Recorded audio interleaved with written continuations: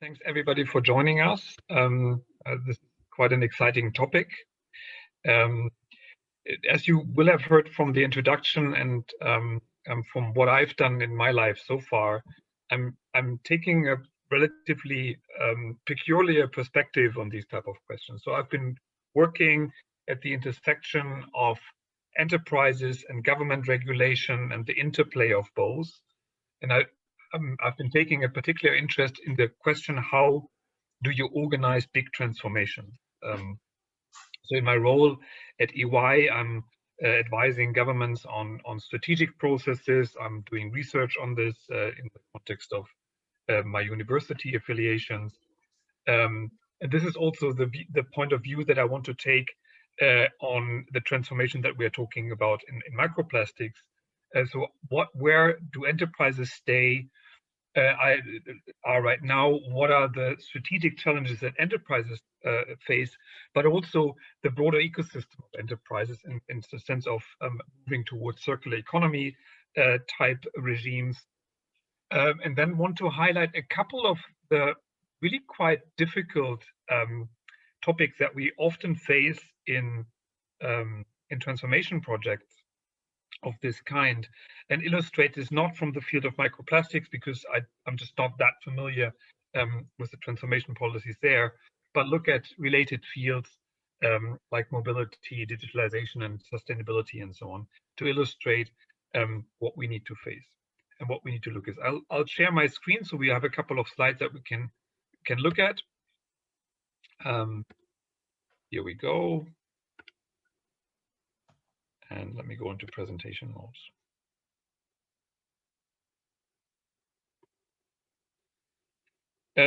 So already for a year now, we actually have established a new brand within Ernst & Young, which is EY Carbon. The major focus, as the title will tell you, is on decarbonization of industries. And this is, seemingly a quite unusual step for an auditing company to have a branch that looks at decarbonization and sustainability. But in fact, we've had already for the last couple of years many requests from customers, enterprises, large corporations, small corporations, to help them think through their strategies, not only in terms of corporate social responsibility, but ever more in terms of the changing markets that enterprises are facing. So if we look at the megatrends, of course, there's globalization still at the center, though it is being disputed, but we have a lot of other trends that are shaping the structures, the platforms, the markets, the competition that governments face. And the really major driver in this field is regulation. So for the past 2-3 years, this has hit any boardroom, at least in Europe, also around the world. The acceptance that the planetary boundaries are hard, that we need to stay within the limits of Paris, and that this is translated into relatively hard goals in terms of regulation, and also now being backed up by the European Green Deal, really has shifted the mindset in terms of strategy development. This is also complemented by a big push in the financial sector. So especially on climate, there is big communications from major investments, most prominently BlackRock, which is one of the most dominant advisors in the financial market, saying that companies need to shape up in terms of their own climate impact and come to grips with climate change, simply because it is the biggest risks on the balance sheets of companies. So there's a lot happening. This hasn't quite translated now into a broader sustainability agenda in the sense that you will expect microplastic strategies and so on. But it informs quite a bit of company strategies. and also changes the way that companies look at their business models and the way that they operate. And if we look at it very often from this systemic view of circular economy. Interestingly, I'm presenting a couple of findings that colleagues of mine in the UK and from a global team have come with specifically to plastic. We'll talk a bit about a circular economy and how this translates into business and enterprise strategies. But let's look at the major topic that we have in conversations with companies on plastic, which is, of course, around packaging, that being the major source of the consumption and use of packaging. And it's worthwhile differentiating strategies that companies take in here, between the companies that actually produce the produce and want to bring it to market, and the major players that shape the way that this market functions, which are supermarkets, retailers, and the platforms that are selling products. You see on the right-hand side, this is the 2020 study, the Route to Sustainable Packaging, which I'll also share a link later, which I've taken these graphs from. Much of the information from it's a much longer document that gives you a bit more also profound insight. I want to make this actually the first point in thinking about transformation in the field of plastic, microplastics, is that the supermarket is almost like a private regulator. What we consume, what is brought to the customer, in many ways is centrally decided by what the retailer, the supermarket around the corner, the big shop stocks on its shelf. Many of you will have heard that we have this big regulatory conversation right now around platform regulation. So the regulation of Facebook, Google in terms of contents, but also towards sustainability goals, and with Amazon and Zalando, who all look at various aspects of how they present products, how what product is presented at what priority. Up to the question of how much power big online platforms should have, whether there are competition issues around the dominance of some platforms in many markets. And this is interesting because because of the new prevalence of digital platforms, we have started to actually develop new regulatory mechanisms. So, for example, we used in competition policy, we only used to look at does a market deliver products at cheap prices? And if it did, then it was competitive. If you look at a platform, you need to look at it as a two-sided or multi-sided market. You don't only look at the convenience, the service, and the price that the retail customer gets, but you also need to look at the power of the platform towards its suppliers. We did a very interesting study on the terms of the terms under which suppliers, for example, can interact with Amazon and other online platforms, and how restrictive and sometimes uncompetitive they are. But this whole discussion, which is really a big regulatory discussion right now, sometimes forgets that we had platforms before. So your supermarket is a platform. The number of square meters or shelf meters that a supermarket allocates to a certain good pretty much predetermines what kind of good is being delivered to the customer, and also whether your product is successful or not. If you're not able to get it on the shelf, you will not be able to really kind of run it in a big market. This is quite important to understand. This, by the way, is the reason why we don't have good, tasty apples. even in old markets, because a supermarket actually does not so much put a premium on the tastiness of an apple and its regional provenance, if you want, but the abilities to store it, the ability for it to look fresh, the ability to cater to a mainstream taste is more important for a supermarket than regional variety and taste, for example. So when we look at how these markets develop for producers of normal products and what packaging they do, we always need to look at retailers. Now, in the sense of making plastic more sustainable, we have these kind of 4 avenues of change. The first, of course, is that you replace an unrecyclable or harmful substrate with one that is recyclable. This is possible for many products and for many applications. The second one is, if it's not possible, you need to look at the question whether you can change the design so that a recyclable plastic that can be reduced and put back into circular use is applicable. If that's not the case, you need to look at recycling process improvements, or you actually need to do this in addition, because this is where this leaves kind of your area of responsibility and ability to influence, because you need customers to bring back the package and have a whole system of collection and recycling.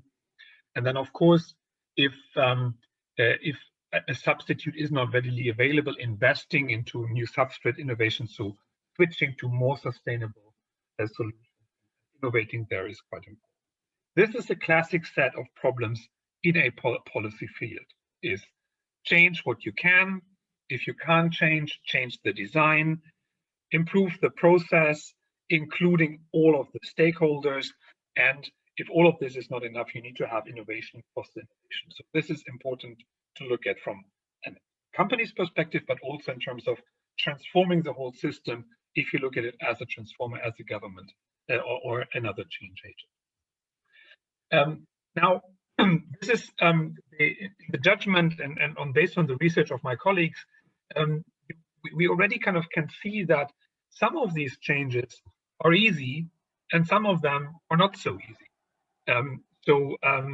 With our Harvey balls here, there is a pretty high likelihood that, given the drivers that we have, we will see some replacement of unrecyclable designs in the near future, simply because it's easily done and necessary. And we can also expect that unnecessary packaging will be limited if regulatory action and consumer action come to a halt. But there is a couple of interventions that are useful, where even my colleagues think that it's not going to be so successful and easy to implement, which is, for example, lightweighting plastic bottles, or simplifying unrecyclable designs, or in fact, bringing in more complex designs that help recycling. So here, for example, trying to come up with the design of a bottle where all the materials are, or all the parts in terms of the screw and the bottle and itself, come from the same material. And the last bit is important in terms of my and our strategic perspective on change. Because for the last bit, if you think about this product, so you have whatever goes into the packaging, and then you have a supplier that supplies you with the bottle, and you have another supplier that probably supplies you with the corkscrew for it, and then somebody else who brings the print. The problem with organizing and orchestrating change here is one where you leave the limits, the boundaries, the area of responsibility and the area of influence of one single company, and you actually need to coordinate actions across a value chain, across an ecosystem. And this is probably the most interesting aspect of this whole road towards sustainability in industrial strategies right now, that it is actually very often not in the hands of one single company to change the product or to change the technology applied or to change a distribution mechanism. But you need to coordinate the whole value chain before. So in the field of car manufacturing, for example, it's not only the car maker that needs to think about a new sustainable mode of transport, for example, replacing the combustion engine with an electrical engine, but you need to have every supplier that supplies things to this car that needs to be able to then, for example, build an electric motor, or you need to switch one supplier to another. So you need to orchestrate along the value chain. And of course, the other driver is, or kind of looking at this, is there's a couple of bets that my colleagues make, and they differentiate whether there is a high demand either by customers or supermarkets as private regulators that shape these markets, or by government driving this through regulation, so instilling a pressure here, and then the ability to challenge this this particular issue. And here, so a low demand is the left-hand side and major challenge. So in the left bottom corner, this is where my colleagues do not expect change in the near term, simply because this combination of relatively low pressure, either from customers or regulation, and the challenge in changes is pretty high, which is recyclable plastics, cardon paper, metal cans, and at the same time, they expect imminent change actually in the replacement of unrecyclable designs, in building new composite tubes for toothpaste, for example. There's a couple of innovations coming to the market right now, and redesign, which is easy, and there's a high demand of it, primarily, in fact, driven by supermarkets that want to have this market. So this as a picture, you can see this in the study, is their view on how in this complex structure of drivers, what will happen, what is easy to implement, what will come, and what will come later. As you know, I think there's a couple of also people from policy fields and lawyers here in the room. Liv certainly knows some of them. There is a pretty intense regulatory agenda starting with the EU and the US having major initiatives, but also outside those big Western players, lots of things happening. But the key drivers really are the retailers and packaging manufacturers, and the retailers being kind of condensing demand around this. Here, Waitrose and Unilever, for example, have made commitments to reduce packaging. Waitrose says that their own brand products will be 100% recyclable and reusable by the end of 2023, which is a pretty signaling move. These signaling moves are important in every sector, by the way. So right now, in terms of cars and electric mobility, we just had GM coming out last week announcing that they will not produce any combustion engine by 2035. This will probably set off quite a few number of announcements across global car makers that will send an end date for them selling combustion engines. And this timeline is already pretty full, with national targets, company targets, European targets being set out, which is quite interesting that there is so much drive in all of this, in this big agenda. But I want to highlight two aspects that are important, I think, in terms of looking at retail products, you know, this being the major driver of how plastic comes into the market, which is that much of the regulation and much of the pressure is directed at the product itself. So we have the Eco-Design Directive that will look at these type of questions, the Single-Use Plastic Directive. So lots and lots of product-oriented regulation. The second one, which is not so much looking at plastics, but which is important in terms of this question of platforms and supermarkets and so the place where things are distributed and traded being regulated, is that with the Digital Markets Act, lots and lots of regulation around platforms, there will be a discussion at least around introducing discriminatory action towards more sustainable products. So you will have seen that many online platforms already give you the ability to filter for some form of sustainability benchmark.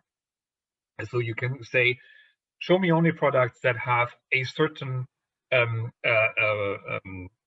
certificate or are recommended by certain organizations that are more sustainable than others. This will also drive the agenda for microplastics. So we are pretty sure that in 5 to 10 years' time, this will be a relatively typical behavior. You choose sustainability as a preference, and then depending on what kind of labels you have in the market, that might be help towards reducing plastic consumption in packaging, for example. You will have this market shift towards these type of.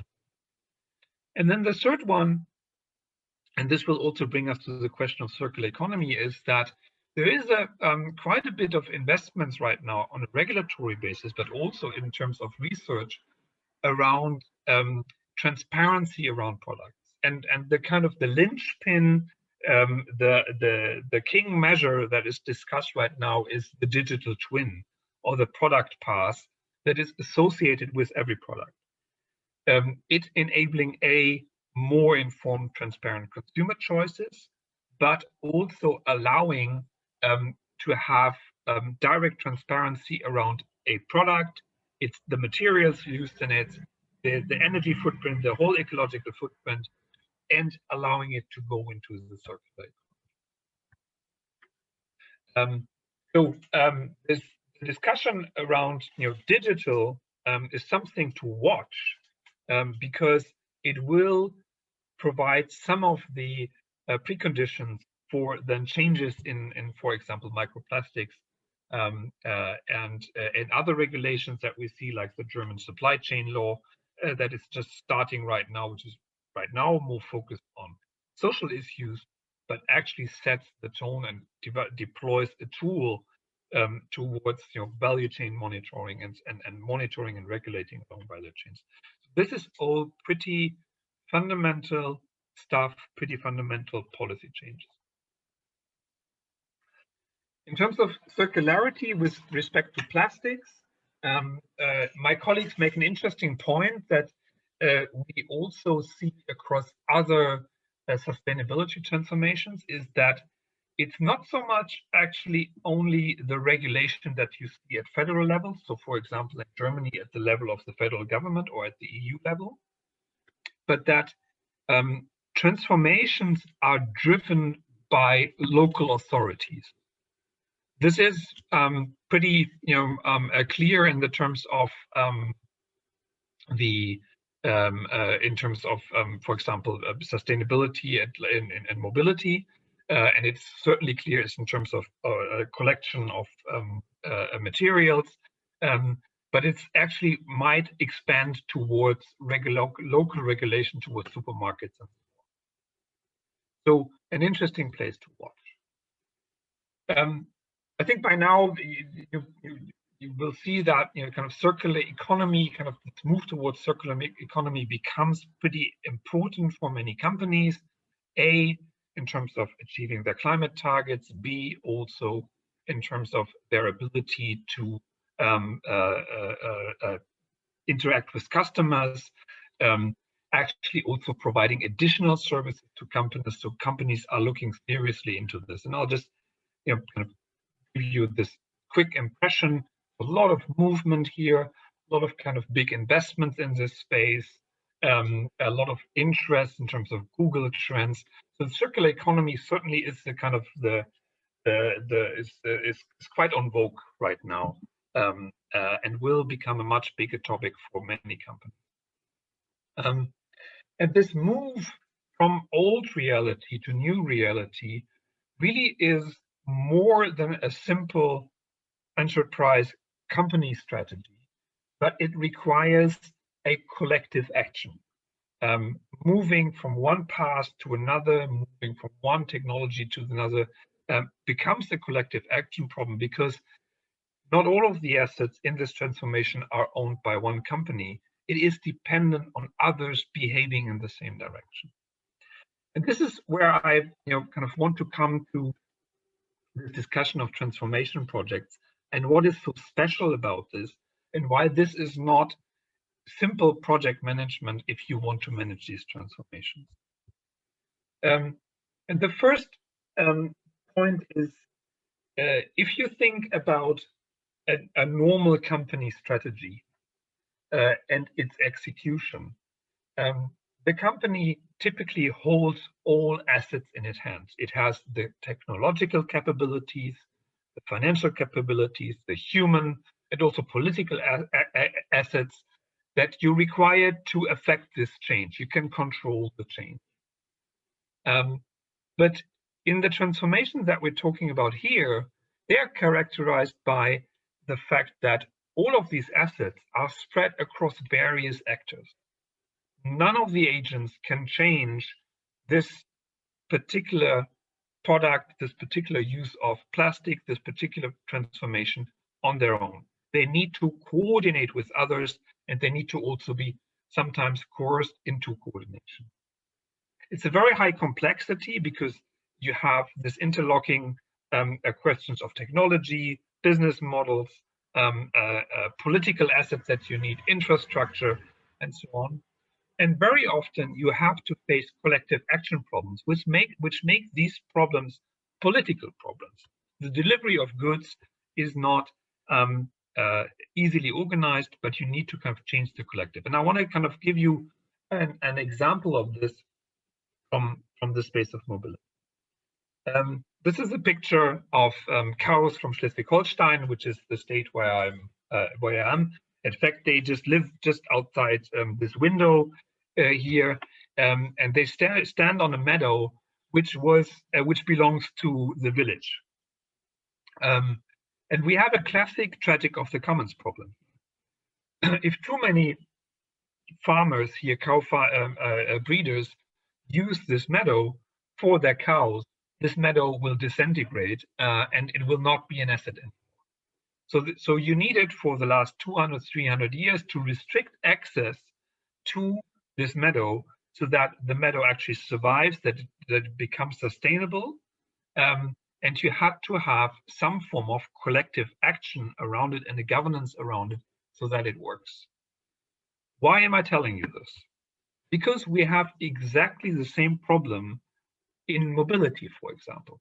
These are two pictures of two different solutions that Fujitsu came up with when they were asked by the Tokyo government to make a calculation how to best avoid traffic jams because of these 8 million or so people that come to the Tokyo Olympics, which didn't take place, but the calculation took place. And they actually came up with a pretty interesting finding, which is simple if you think about it, but is revolutionary in terms of transformation management.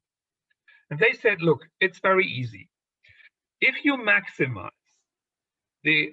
minimize the travel time of an individual, and that's your optimization point. So you say that individual wants to go from A to B, and I use and look for the shortest route and let it drive that way. And then you do it for everybody. Inevitably, you will have a traffic jam because yes, you will reroute if there is a traffic jam, but you force the system into this jam before you start rerouting everybody else the second or third optimal way. So in an individual optimization logic, you do not escape the traffic jam problem. But if from a start, you would have some of the new incoming participants in traffic go a longer route, and not even the second or third or fourth shortest route, but even a route that might be 20 minutes longer. Because you are not optimizing individual routes, but you're optimizing the collective. Then on average, everybody would have 40% less travel time than before.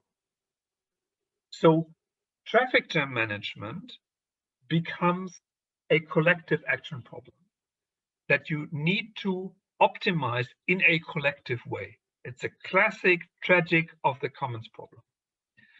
These type of problems reappear in many transformation projects. And we have exactly this within the circular economy problem. You have winners and losers. You need to compensate the losers. Some companies need to go slower. They need to actually refrain from deploying one technology and maybe switching to one which they will earn less money with. But in total, the whole system will be more profitable and have less environmental impact. So it becomes a big collective action problem. And we can now go through many of these examples here, and I'm just kind of being conscious a little bit of time. But if you look at energy, here is let me just go back. This is an interesting example. Our colleagues in the energy sector and we are quite a conservative company, right? So we're not kind of just going out of limb. They say that if you look at the development of solar prices for solar power combined with storage facilities, batteries, these prices are decreasing. And at the same time, the price for electricity, which is generated in big plants, be they coal or nuclear or other kind of big energy production systems, and combine them with the cost of rebuilding the grid that distributes it, there is a point where the cost of decentralized solar and battery power vis-a-vis centralized production and grid distribution become, there will be parity, and then they become slower. So what we will see in the next 10 years is that economic drivers will force decentralization of the energy system. This, of course, means that you have winners and losers. And this will actually mean that you will have new business models, local business models, a new role even for local governments to organize this local energy system. So a big transformation here. And this needs a lot of coordination, a lot of kind of strategic narratives around it for you to organize it. Now, as a third illustrative example, I wanted to talk a little bit about a project that we've done, if my presentation moves, for the Ministry of Environment. The Ministry of Environment asked us to look at digital transformation from an environmental perspective. And I'm sure this is something that is also present in your discussions. If you look at the innovation agenda and solutions that we might have to the microplastic problem, we actually have a pretty intense strategic dilemma in this nexus of digitalization and environmental protection, which is that on the one hand, we have a relatively simple narrative. And I'm quoting here Digital Europe, which is the big lobby group for the digital industry in Europe, and they say, which is based on quite good and accurate calculations by Accenture, for example, that yes, digitalization itself has an ecological footprint, but the savings that we have from digitalization in terms of efficiency, in terms of our ability to reorganize business processes and society, means that we have a net benefit. So digital will help more sustainability because it enables things like a product path, a digital twin for products. The problem is that if you look at this transformation, the story isn't quite so simple as this kind of general optimism might suggest. This is just a very fun graph, I thought. We've done a social sentiment analysis, and what you simply do is you take a word and then you look what kind of smileys are associated with this word. And so this combination of digital sustainability is predominantly correlated with the heart for love and with a smiley for joy. So a very positive sentiment towards this kind of combination, sustainability and digital. And there's also several surveys that tell us that there's a big expectation that these innovations, digital technologies can help us achieve more sustainability. So and this is actually right, in one end, because we get this efficiency. So think of precision farming, we can suddenly deploy the same amount or get the same amount of crops from an acre of land, but deploy a lot less diesel for the tractors, a lot less fertilizers, a lot less the pesticides. Also, we have this ability to reorganize social and economic processes like a circular economy, or the more prominent example, the sharing economy, so that people do not use so many cars, that we can share, that we can reduce the material impact. And it also gives us enhanced government. It's easier for us to monitor environmental degradation, intervene when we see that, for example, a farmer is bringing out too much pesticides, and so on. So there's positive to it. And then we have the negative side, but this negative side becomes more complex. There is this the direct ecological footprint of digitalization in terms of energy consumption and materials, but we actually have a bigger problem with rebound effects. So think about the sharing economy example, which was a big hope in the scene for the last couple of years. But the most recent empirical evidence that we have is that people actually don't do what we thought that they would do. Just because they have a sharing vehicle at their disposal doesn't mean that they get rid of their own car. It actually means that very often they switch from a way that they would have taken on foot or by public transport towards the car. So in fact, digitalization and sharing increases our ecological footprint as a whole.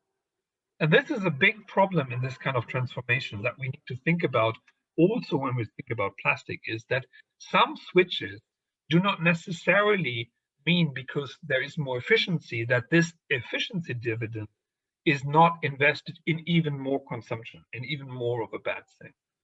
Lots of governance challenges that I outlined. The conclusion that we've came up with in this analysis, in the strategic analysis for the federal ministry, was that the question whether there is a positive net effect of digitalization and sustainability is not one of a question of the availability of technology itself, but of the way that then policies frame the whole issue and frame incentives for everybody to use the additional possibilities, the additional technological capabilities towards sustainability and not towards more consumption. To finish, if you think about this kind of policy development and transformation policies, you need to look, of course, and you will do this, at all levels of policies and all kind of policy instruments, from the legal and regulatory framework, where we see a lot of initiatives, to the way that governments organize their processes.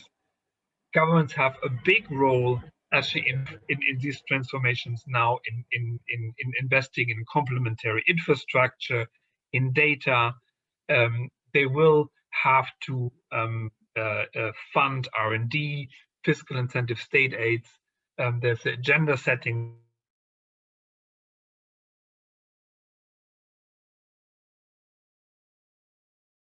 Make people aware. So we need a mix of policy instruments. And because we are talking about collective action problems, you need somebody that organizes collective action. This very often needs to be the state. It's very rarely that this comes just from the circle of enterprises on their own. The state is also an important driver of this transformation dynamic in terms of investments, in overcoming these collective action problems. And it's important to understand that we are not talking about incremental change over time, but in many of these kind of policy fields, especially in terms of sustainability, and most prominently in the decarbonization field, where we are working towards defined targets, the changes need to be absolute, and you need to have a clear path to get there. It's sometimes not enough anymore to just set the market framework right and put prices right, but it almost becomes a more functional hierarchical issue in terms of organization.